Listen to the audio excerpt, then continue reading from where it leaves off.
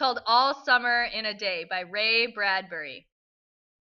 And here's the picture. We're going to start with the actual story. Ready? Ready. Now? Soon. Do the scientists really know? Will it happen today? Will it? Look, look, see for yourself. The children pressed to each other like so many roses, so many weeds, intermixed, peering out for a look at the hidden sun. It rained. It had been raining for 7 years. Thousands upon thousands of days, compounded and filled from one end to the other with rain, with the drum and gush of water, with the sweet crystal fall of showers, and the concussion of storms so heavy of storms so heavy they were tidal waves come over the islands. 1,000 forests had been crushed under the rain and grown up 1,000 times to be crushed again. And this was the way life was forever on the planet Venus. And this was the schoolroom of the children of the rocket men and women who had come to a raining world to set up civilization and live out their lives. It's stopping. It's stopping. Yes, yes. Margot stood apart from them, from these children who could never remember a time when there wasn't rain and rain and rain. They were all 9 years old, and if there had been a day 7 years ago when the sun came out for an hour and showed its face to the stunned world, they could not recall. Sometimes at night she heard them stir in remembrance, and she knew they were dreaming and remembering gold, or a yellow crayon, or a coin large enough to buy the world with. She knew they thought they remembered a warmness, like a blushing in the face, in the body, in the arms and legs and trembling hands. But then they always awoke to the tatting drum, the endless shaking down of clear bead necklaces upon the roof, the walk, the gardens, the forests, and their dreams were gone. All day yesterday, they had read in class about the sun, about how like a lemon it was, and how hot, and they had written small stories or essays or poems about it. I think the sun is a flower that blooms for just 1 hour. That was Margot's poem, read in a quiet voice in the still classroom while the rain was falling outside. "Oh, you didn't write that," protested one of the boys. "I did," said Margot. "I did." "William," said the teacher. But that was yesterday. Now the rain was slackening, and the children were crushed in the great, thick windows. What do you think slackening means? And now the rain was slackening. Getting less. It's a great word. "Where is teacher? She'll be back. She'd better hurry. We'll miss it." They turned on themselves like a feverish wheel, all tumbling spokes. Margot stood alone. She was very frail. She was a very frail girl who looked as if she had been lost in the rain for years, and the rain had washed out the blue from her eyes, and the red from her mouth, and the yellow from her hair. She was an old photograph dusted from an album, whitened away, and if she spoke at all, her voice would be a ghost. Now she stood, separate, staring at the rain and the loud, wet world beyond the huge glass. "What are you looking at?" said William. Margot said nothing. "Speak when you're spoken to." He gave her a shove. But she did not move. Rather, she let herself be moved only by him and nothing else. They edged away from her. They would not look at her. She felt them go away. And this was because she would play no games with them in the echoing tunnels of the underground city. If they tagged her and ran, she stood blinking after them and did not follow. When the class sang songs about happiness and life and games, her lips barely moved. Only when they sang about the sun and the summer did did her lips move as she watched the drenched windows? What do you think drenched windows means? Yeah. Full of water and all wet. Yes, all wet. And then, of course, the biggest crime of all was that she had come here only 5 years ago from Earth. And she remembered the sun and the way the sun was and the sky was when she was 4 in Ohio. And they had been on Venus all their lives, and they had been only 2 years old when last the sun came out, and had long since forgotten the color and heat of it and the way it really was. But Margot remembered. "It's like a penny," she said once, eyes closed. "No, it's not," the children cried. "It's like a fire," she said, "in the stove." "You're lying. You don't remember," cried the children. But she remembered, and stood quietly apart from all of them and watched the patterning windows. And once a month ago she had refused to shower in the school shower rooms, had clenched her hands to her ears and covered her head, screaming the water mustn't touch her head. So after that, dimly she sensed it. She was different. And they knew her difference and kept away. There was talk that her father and mother were taking her back to Earth next year. It seemed vital to her that they do so, though it would mean the loss of thousands of dollars to her family. And so the children hated her for all these reasons of big and little consequence. They hated her pale snow face, her waiting silence, her thinness, and her possible future.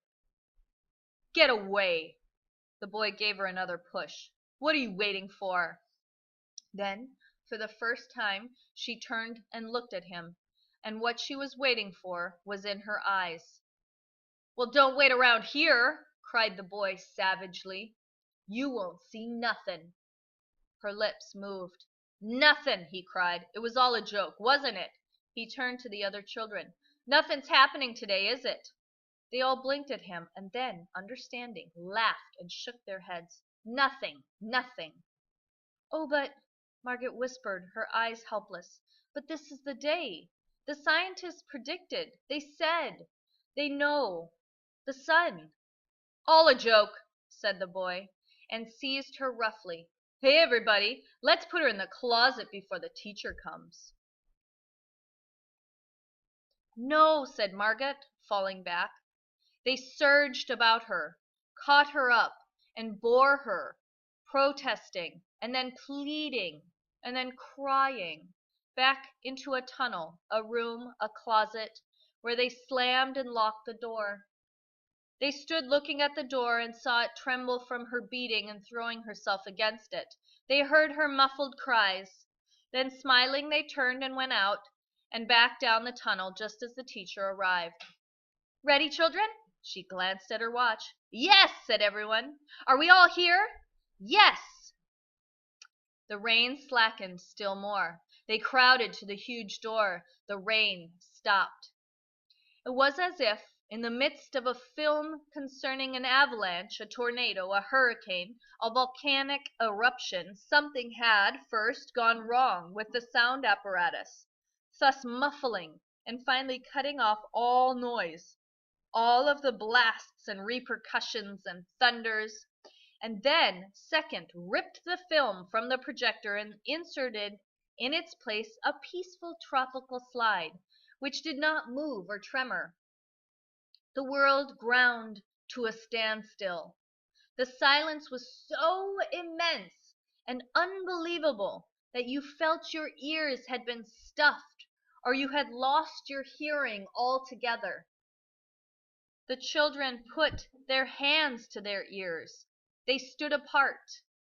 The door slid back and the smell of the silent, waiting world came into them. The sun came out. It was the color of flaming bronze, and it was very large.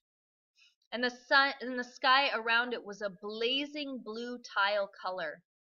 And the jungle burned with sunlight as the children, released from their spell, rushed out, yelling into the springtime. "Now don't go too far," called the teacher after them. You've only got 2 hours, you know. You wouldn't want to get caught out." But they were running and turning their faces up to the sky and feeling the sun on their cheeks like a warm iron.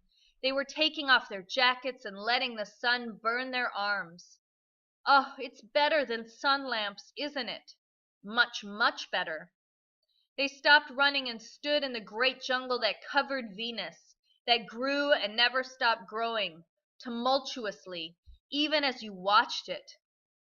It was a nest of octopuses, clustering up, great arms of flesh-like weed, wavering, flowering in this brief spring. It was the color of rubber and ash, this jungle, from the many years without sun. It was the color of stones and white cheeses and ink, and it was the color of the moon. The children lay out, laughing on the jungle mattress, and heard it sigh and squeak under them, resilient and alive. They ran among the trees, they slipped and fell, they pushed each other, they played hide and seek and tag, but most of all, they squinted at the sky, at the sun, until tears ran down their faces. They put their hands up to that yellowness and that amazing blueness, and they breathed in of the fresh air and listened to the silence which suspended them in a blessed sea of no sound, no motion. They looked at everything and savored everything. What does savored mean? Does anyone want to take a guess? Bring it in. Enjoy. It even means taste, to savor something. Then, wildly, like animals escaped from their caves, they ran and ran in circles shouting. They ran for an hour and did not stop running. And then, in the midst of their running, one of the girls wailed. Everyone stopped. The girl standing in the open held out her hand. "Oh, look, look," she said, trembling. They came slowly to look at her opened palm. In the center of it, cupped and huge, was a single raindrop. She began to cry, looking at it. They glanced quietly at the sky. Oh, oh. A few cold drops fell on their noses and their cheeks and their mouths. The sun faded behind a stir of mist. A wind blew cool around them. They turned and started to walk back around toward the underground house, their hands at their sides, their smiles vanishing away. A boom of thunder startled them, and like leaves before a new hurricane, they tumbled upon each other and ran. Lightning struck 10 miles away, 5 miles away, a mile, a half-mile, and the sky darkened into midnight in a flash. They stood in the doorway of the underground for a moment until it was raining hard. Then they closed the door and heard the gigantic sound of the rain falling in tons and avalanches everywhere and forever. Will it be 7 more years? Yes, 7. Then one of them gave a little cry. "Margot!" "What?" "She's still in the closet where we locked her." "Margot?" They stood as if someone had driven them, like so many stakes, into the floor. They looked at each other and then looked away. They glanced out at the world that was raining now, and raining steadily. They could not meet each other's glances. Their faces were solemn and pale. They looked at their hands and feet, their faces down. "Margot." One of the girls said, "Well?" No one moved. "Go on," whispered the girl. They walked slowly down the hall in the sound of cold rain. They turned through the doorway to the room in the sound of the storm and thunder, lightning on their faces, blue and terrible. They walked over to the closet door slowly and stood by it. Behind the closet door was only silence. They unlocked the door even more slowly and let Margot out.